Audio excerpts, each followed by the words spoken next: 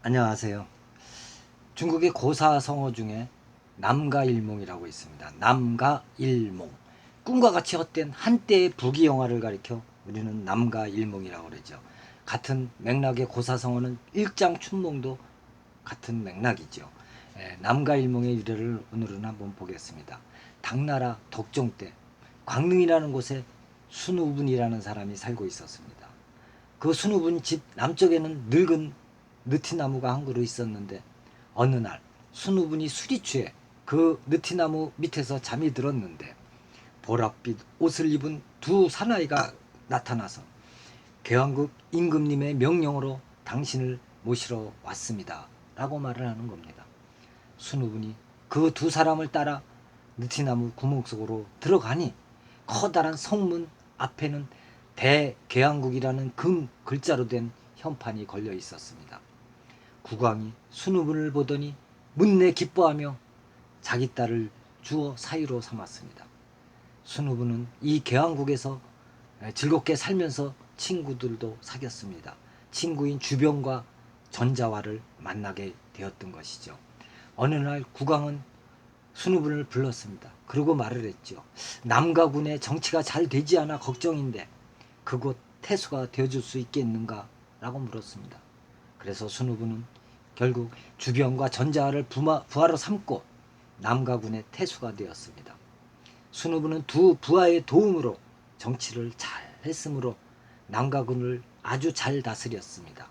태수가 된 지 20년이 지났습니다.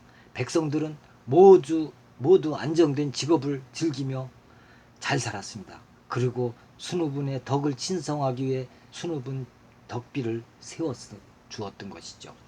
국왕도 순우분을 믿고 영지를 주어 재상으로까지 삼았던 것입니다. 그런데 어느 날 갑자기 달라국이라는 곳에서 쳐들어왔습니다.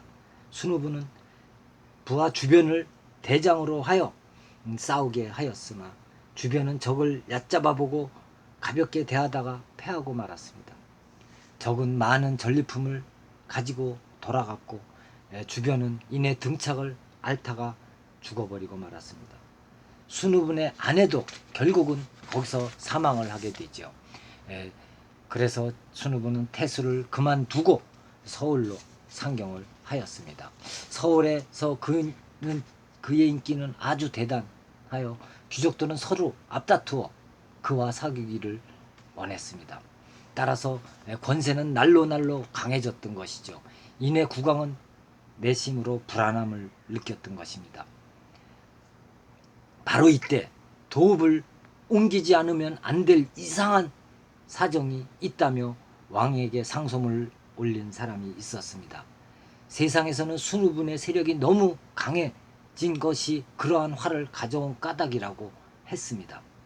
국왕은 드디어 순우분을 사저에 감금했습니다.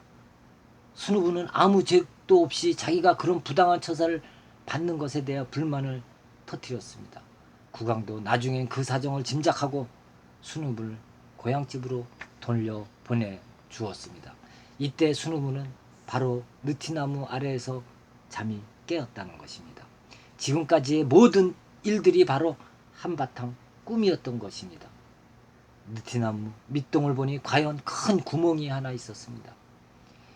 하인을 시켜 그 구멍을 파들어가 보니 그 속에는 꽤 넓은 곳이 있고 거기에는 개미들이 가득 모여 살고 있었습니다.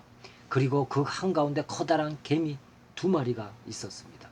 이곳이 바로 계왕국의 서울이요 그 큰 개미는 계왕국 국왕의 부처였습니다.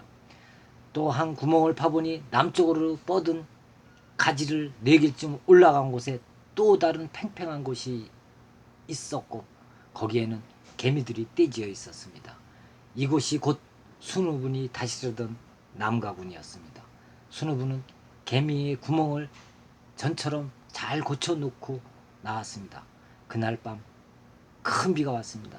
그래 다음날 가보니 그 큰 비로 개미들도 다 없어지고 그 개미 나라가 아주 없어져 버렸던 것입니다.